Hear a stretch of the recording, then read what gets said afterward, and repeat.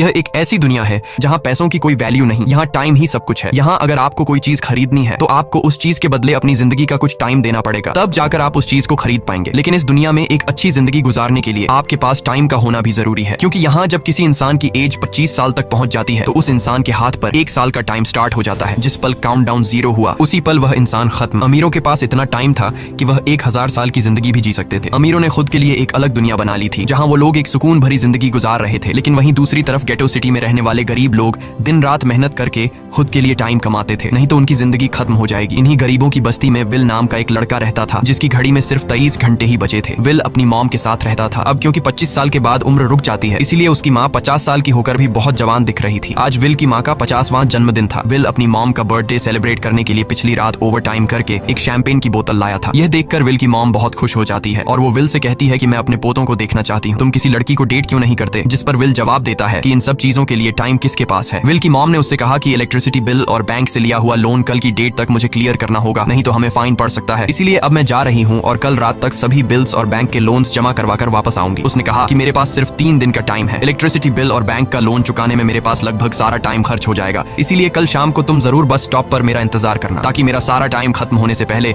मैं तुमसे कुछ टाइम ले सकूं। इस पर विल ने कहा ठीक है, मैं टाइम पर पहुंच जाऊंगा। जाने से पहले विल की माँ विल के हाथ को छूकर उसकी बॉडी में 30 मिनट ट्रांसफर करती है ताकि विल अच्छा नाश्ता खरीद कर खा सके। इसके बाद दोनों अपने अपने काम पर निकल गए। रास्ते में विल के पास एक छोटी बच्ची आती है। वो विल को एक कैप्सूल देकर विल से उसका थोड़ा सा टाइम मांगती है। विल मुस्कुराते हुए उस छोटी बच्ची को कैप्सूल में अपनी जिंदगी का 5 मिनट का टाइम दे देता है और वह चली जाती है। यहाँ हमें पता चलता है कि यह लोग अपने टाइम को एक कैप्सूल में स्टोर भी कर सकते हैं, जिससे यह लोग कभी भी यूज और ट्रांसफर कर सकते हैं। इसके बाद विल काम के लिए फैक्ट्री पहुंच जाता है। काम शुरू करने से पहले वह कॉफी लेने जाता है, लेकिन वहां वह देखता है कि हर एक चीज का दाम डबल हो गया है। जहां पहले कॉफी 2 मिनट की मिलती थी, अब उसका प्राइस डबल होकर 4 मिनट हो चुका है। यहाँ पर कभी भी किसी चीज का भी दाम बढ़ा दिया जाता है बिना किसी अनाउंसमेंट के। ये बात विल को बहुत बुरी लगती है। मजबूरी में विल ने भी कॉफी के लिए अपनी जिंदगी के 4 मिनट पे किए और काम पर लग गया। दिन भर के काम के बाद रात के वक्त विल अपने दोस्त के साथ एक बार में जाता है। विल का दोस्त एक नंबर का शराबी था। वह हर वक्त शराब के नशे में टली रहता। विल का दोस्त विल को इशारे में बताता है कि वह आदमी सबको फ्री में दारू पिला रहा है और उसके पास बहुत ज्यादा टाइम है। ये सुनकर विल ने जब उस आदमी की तरफ देखा तो उसे चारों तरफ से लड़कियों ने घेरा हुआ था। विल की जब उस आदमी की घड़ी पर नजर गई